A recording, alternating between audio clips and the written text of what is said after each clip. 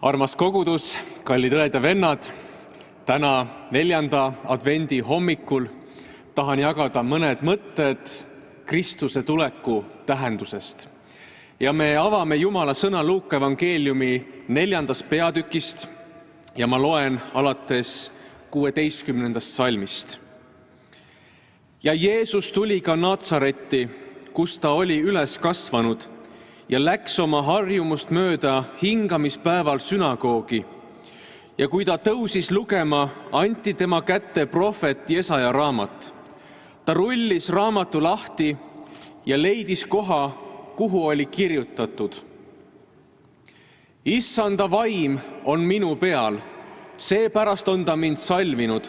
Ta on mind läkitanud kuulutama vaestele rõõmusõnumit, kuulutama vangidele vabaks laskmist ja pimedatele nägemist, laskma vabadusse rõhutuid, kuulutama Issanda meelepärast aastat.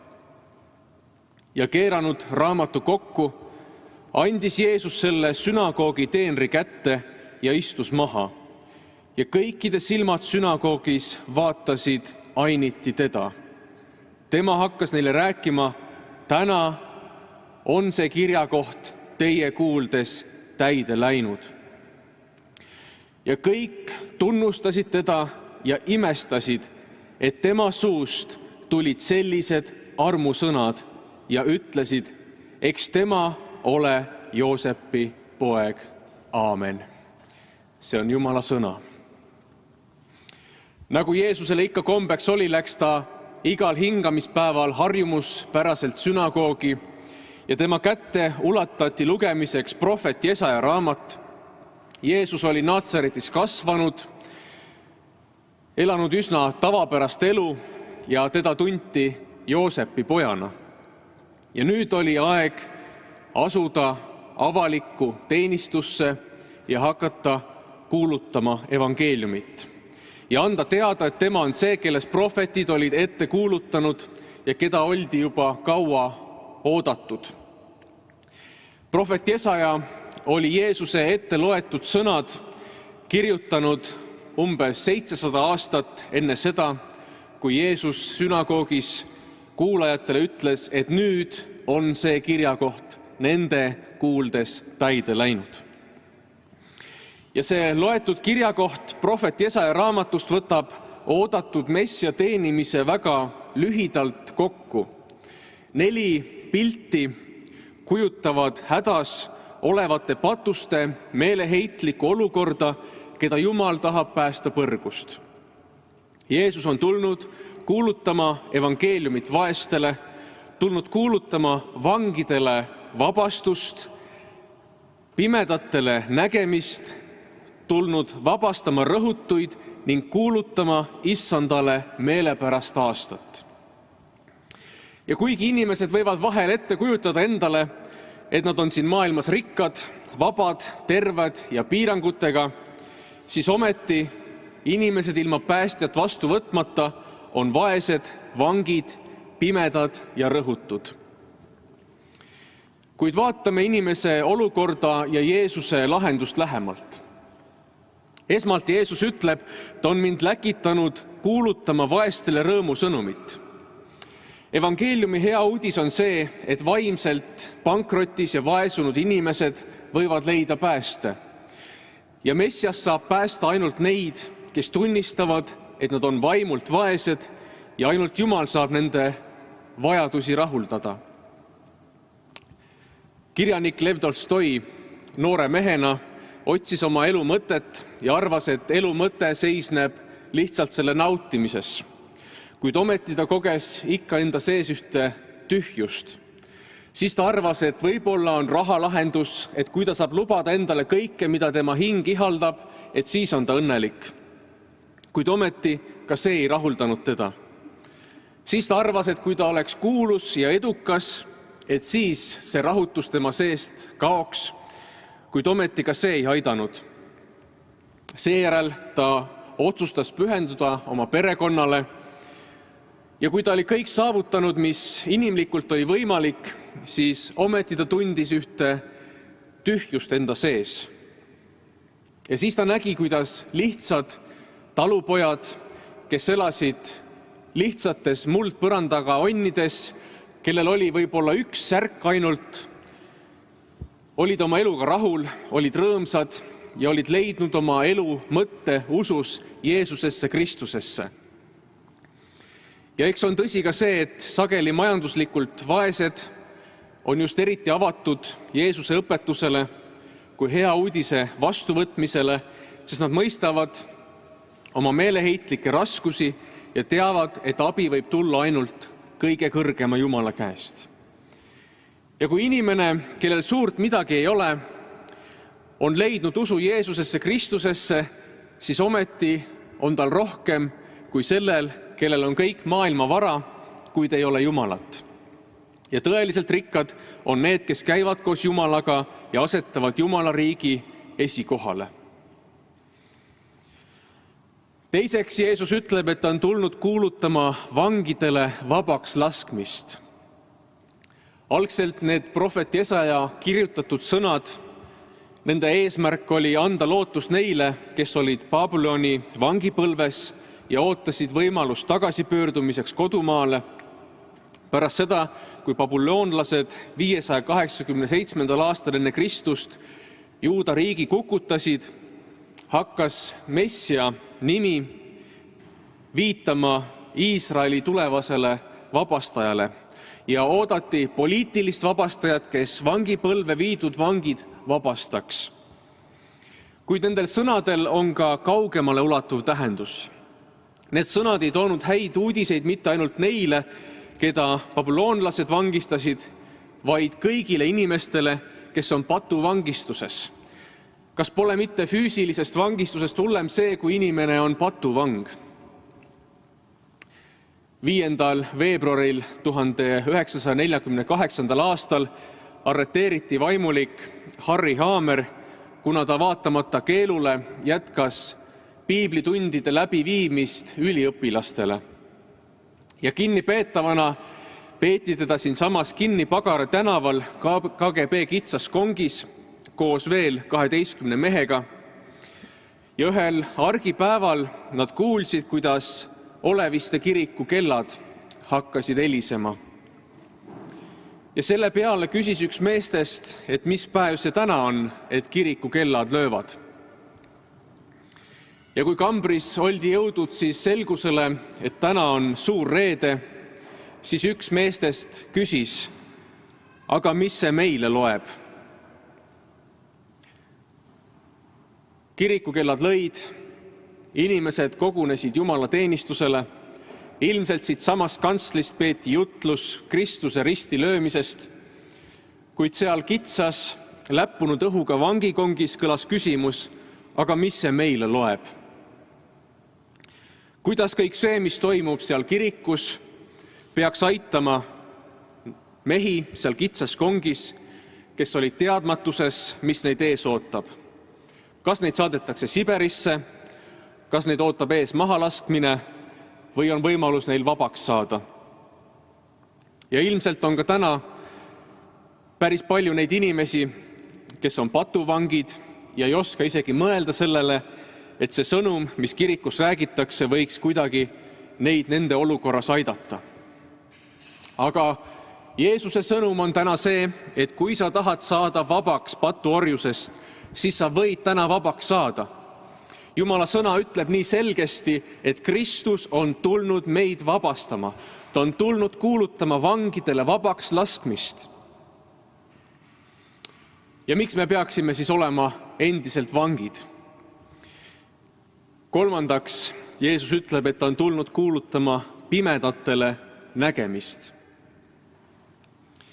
Ilmselt oleme kõik kogenud seda, et maailm ilma Jumalata on üks väga pime paik ja selles pimeduses me oleme hakanud Jumalat otsima, oleme hakanud otsima väljapääsu ja läbi selle me oleme jõudnud Jumala juurde. Ja ilma Jumalata elavad inimesed pimeduses ja patt toob meie eludesse pimeduse. Ja sellest pimedusest võib meid päästa ainult Kristus. Pime hümni kirjutaja Fanny Crosby, kes on kirjutanud üle 8000 vaimuliku laulu, ja kelle mitmed laulud on ka meie vaimulikus lauluraamatus ja mida me sageli ka oma koguduse jumalateenistusel oleme laulnud. Ja kuigi ta elas terve oma elu pimedana, siis ometi ta otsustas, et ta ei pea mitte elama vaimupimeduses. Ta ei olnud ise otsustanud elada pimedana, kuid ta otsustas, et see pimedus ei saa olla takistuseks Jumala teenimisel. Ja Jumal õnnistas teda ja kasutas teiste õnnistuseks. Kõige hullem pimedus on vaimupimedus. Ja kas siis on mõtet elada pimeduses, kui Jumal saab anda meile nägemise, isegi siis, kui meie füüsilised silmad ei näe. Ja Kristus annab meile uue nägemise ja korraga me hakkame ka nägema inimesi ja olukordi täiesti uues valguses, nendes situatsioonides, kus teised ainult oskavad ahastada ja on meeleheitel, siis usklikud näevad olukordi hoopis teises valguses. Igas keerulises situatsioonis paistab alati lootuskiir ja Jumal võib iga olukorra pöörata õnnistuseks. Viimaks Jeesus ütleb, et ta on tulnud laskma vabadusse rõhutuid ja kuulutama issanda meelepärast aastat. Galaatia kirja 5. peatükist 1. salmist loeme: vabaduseks on Kristus meid vabastanud. Püsige siis selles ja ärge laske endid jälle panna orjaikkesse. See mõiste issanda meelepärane aasta tähendab juubeliaastat.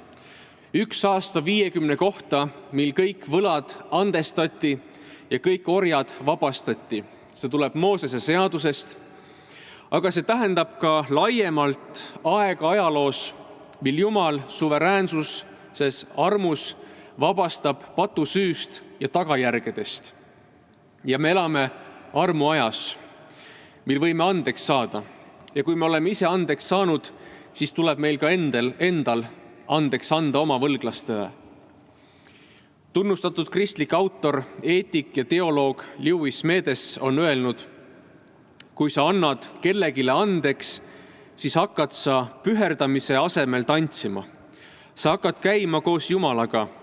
Sa vabastad vangi ja avastad, et vang, kelle sa vabastasid, olid sina ise. Sa vabastad vangi ja avastad, et vang, kelle sa vabastasid, olid sina ise.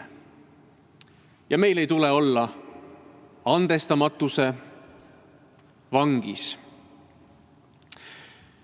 Ilma Kristuse tulekuta siia maailma oleks kindlasti see maailm täitsa teistsugune koht, kui me seda praegu tunneme.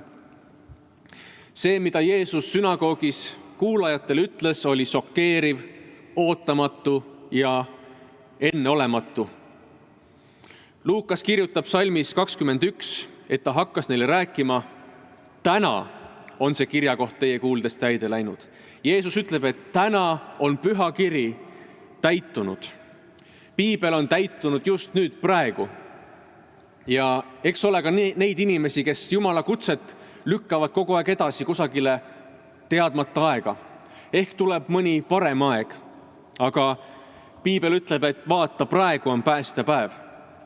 Nende jaoks, kes kahetsevad oma patte ja usuvad, see on meie sõnum praegu, ja meie kinnitus, et nüüd on see aeg ja see hetk.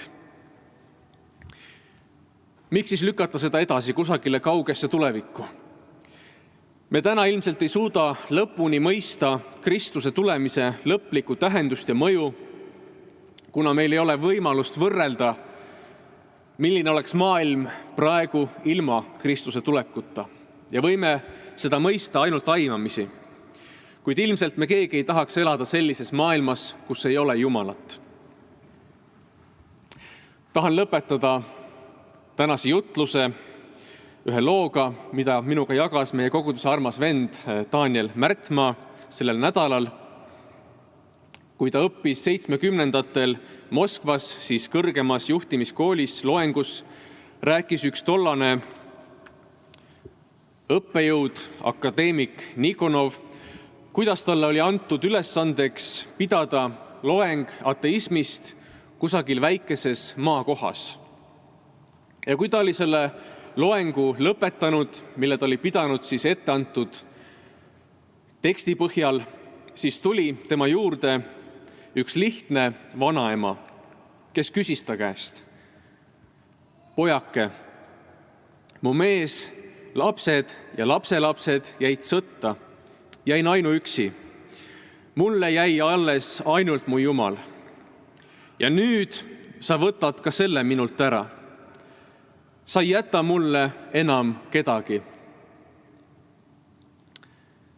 Ja see akadeemik ei osanud selle peale midagi enam öelda. Tal oli häbi ja ta küll mõtles ainult, et miks ta küll selle loengu oli pidanud pidama. Armsad, kui meilt kõik ära võetakse, siis Jumalat ometi ei saa meilt võtta.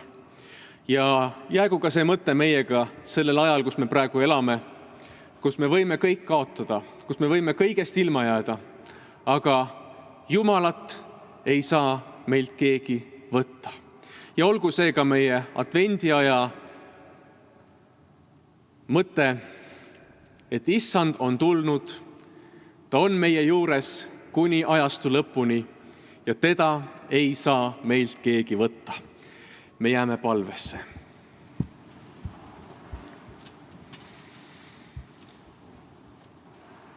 Issand Jeesus, me täname, et sina tulid siia maailma väikese lapsena.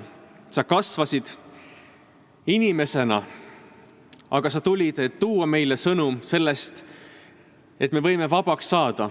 Me ei pea olema patuorjuses ja et täna on päästepäev ja kes usuvad sinusse ja võtavad vastu sinu oma päästjana, võivad saada vabaks patuorjusest, võivad saada uue elu, võivad saada andeks patud ja saada puhta südame. Issand, me täname, et sina oled läinud risti peale ja meid vabaks ostnud, meid lunastanud oma kalli verega.